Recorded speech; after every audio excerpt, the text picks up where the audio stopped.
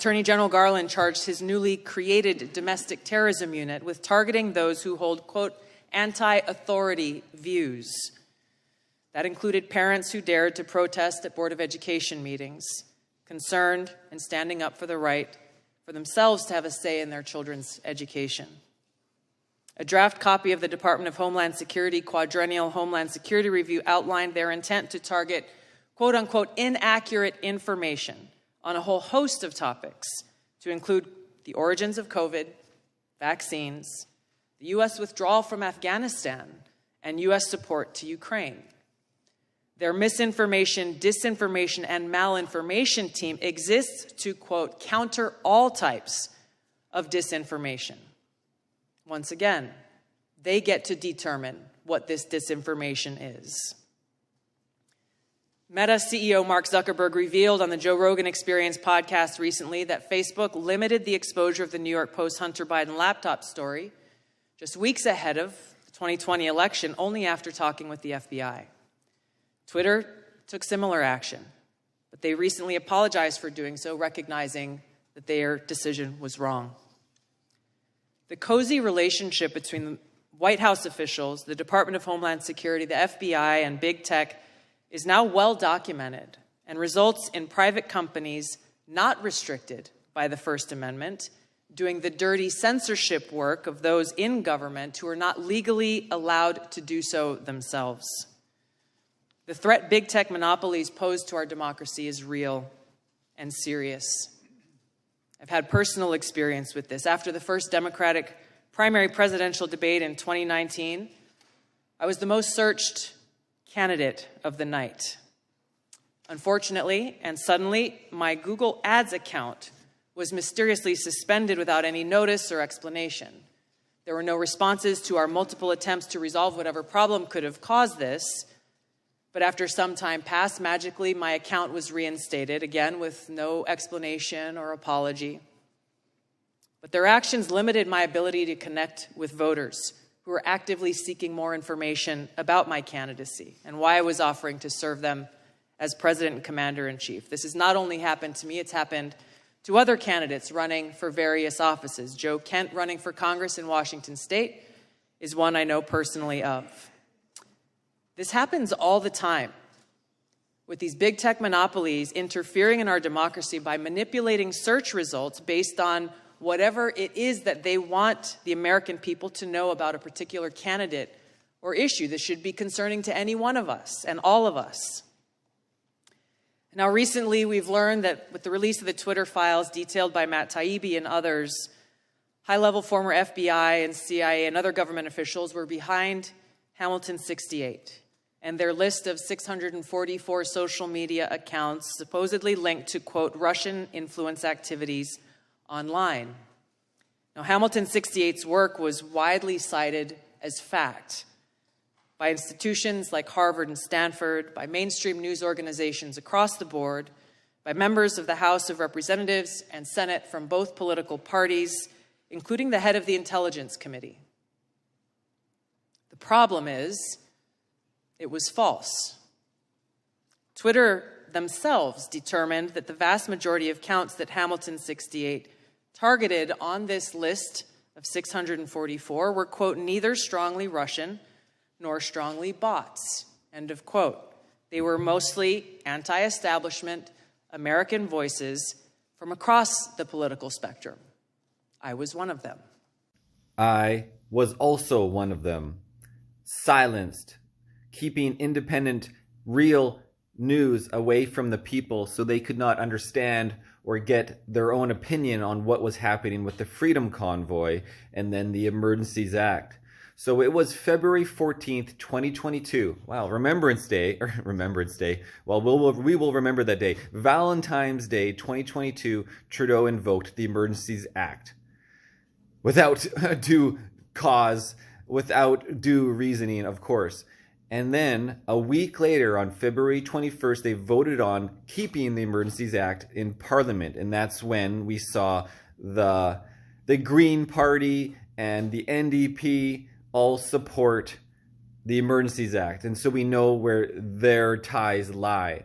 And so the Emergency Act was voted on in the afternoon. And then at 9 p.m. Pacific Standard Time, my channel was officially shadow banned. And I know this exactly at 9 p.m. because I can see in my analytics from the views, from the hours, and the subscribers. At 9 p.m., my channel went from, essentially it's getting 100,000 views per hour, and then it dropped down to 5,000 at 10 p.m. from 100,000 views to 5,000 views. I don't have the exact numbers in front of me. I'll have to go grab them again. Overall, I was pulling in around 2 million views per day. Per every 24 hours, around 2 million, either 1.6 to 2.3 million views per day. And then the next day, I'm down to 60,000, the next day down to 40,000, and then down to 20,000. And we're talking millions to low thousands. It was so obvious. And then my subscribers started to be minused every single day. I'll have to pull up some pictures of the graph and put them right next here. Check them out.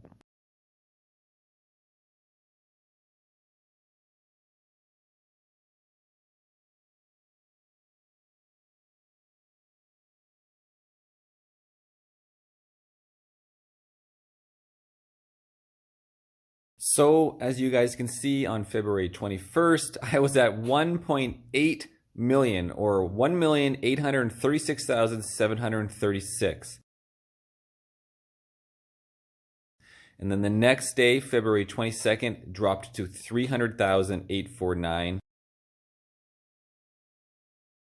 And then February 23rd, it again dropped more than half down to 128,969. And then say I jump ahead to March 5th, down to 34,511. Jump ahead to April 12th, 6,348. Jump ahead to May 5th, 1,302. Very, very shadow banned, declined. You can see in the other graphs from like returning subscribers to new subscribers that there's just the bar just goes drops to the sea. I can also show you here in hours as well.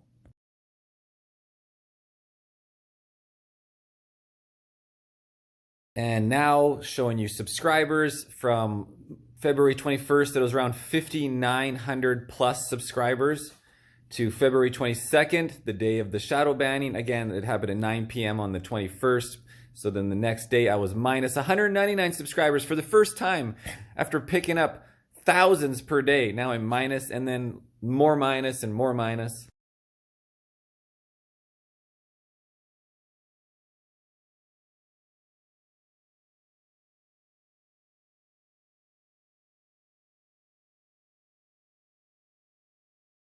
Well, that shows it. I would say that's pretty decisive proof about the shadow ban. And the shadow ban still runs to this very day. Over a year later, I'm still being minused around 100 subscribers every day. However, I've been posting a lot of content, a lot of quality content, keeping up with the news, and there's a lot of it. It never ends. So I'm actually gaining 100 or 50 subscribers every day based on the content that people are looking for. However, the shadow ban is also minusing that 100 per day. So say I actually brought in 100 subscribers that day, then you take the shadow ban into account, minus 50 subscribers. So on a good day, I could actually be positive 50 subscribers. But on just a medium day where I pull in 10 or 20 subscribers, well, then I'll be minus 30 subscribers. You get what I'm hanging at? There's always being a minus automatically. And then however hard I work, I can try to balance it out and just break even, essentially. And there's also proof from my subscribers, because you guys have been commenting in the comments for the whole year now. I must have actually seen around 100 specific comments that said, I was unsubscribed. I don't know what happened. I had to resubscribe. And I've seen that not just from random people on the social media of the comments, the people I don't really know, but I've also seen it from one of my best buddies, Q-Man. He said he was unsubscribed from my channel. And I know he was not unsubscribed from my channel unless he unsubscribed himself, which he didn't at that moment. So yeah, guys, that's what's going on. And now, I'm pulling, I produce so much content, and I'm pulling in a month, 500,000 views. And I'm working so hard to maintain 500,000 views. Every video gets around 1,000 views, sometimes less. And sometimes a lucky video that somehow goes viral with the shadow ban is viral at 5,000 views. So, I'm doing a lot of work, not reaching too many people, but I still hope I'm doing a lot of good in this world, because I do know that some people are there. 5,000 people is still a pretty big auditorium, more than I reach just speaking to little circles here and there. And on that, when I'm in like the hot tub, it's a public hot tub here, and or outside, you run into people and have these conversations. It's amazing how many people are awake to what's going on. It was just 2 nights ago, there was a couple in the hot tub, and I always try to, like, when they're having their conversations about, stuff, times are really tough or whatever, I always throw in, it's like, yeah, you can thank Trudeau inflation for that. And it gets the conversation going. So just inflation, just throw that in there. You can thank Trudeau for that. You can thank the Liberals. You say that, and then it gets them talking. And then you can see their point of view, and you'll discover that they're all against Trudeau. And and then there was another couple that was in the hot tub, and they were listening, and I'm going back and forth with this guy. He's well aware of the deep state. He was, I give him a little information about Ohio he didn't know about, and I told him about the pipeline bombing from Biden, so a few things he might not know the details of, but it's like, I'm always skeptical of everything the news puts out. And I'm like, that's my goal. If you can make everybody question the government, big pharma, big media, big tech, as long as you always question everything they do and don't just accept it, then I've done my job. Because when you question the narratives of everything, you're open to pulling in information and making a more informed decision. And you look outside of CBC, you look outside of CNN, you look outside of the state-owned media broadcasters or the Democratic-owned broadcasters. And I always say to people, it's like, so you understand now. You understand about COVID. You understand about the narrative. You've learned that the government lies to you with that. And then I saw people fall into the exact same track with NATO, Russia, Ukraine. And I'm like, you understand about the COVID narrative, so why would you believe the Ukraine narrative? Like, how does this function for you? And a lot of people they go right into the next narrative.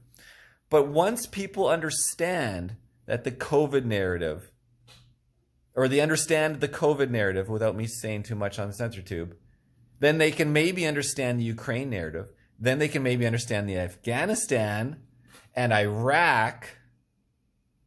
And what about Vietnam? Now let's really go far. If you've been lied to by the government in mass amounts, usually everything and anything that is important.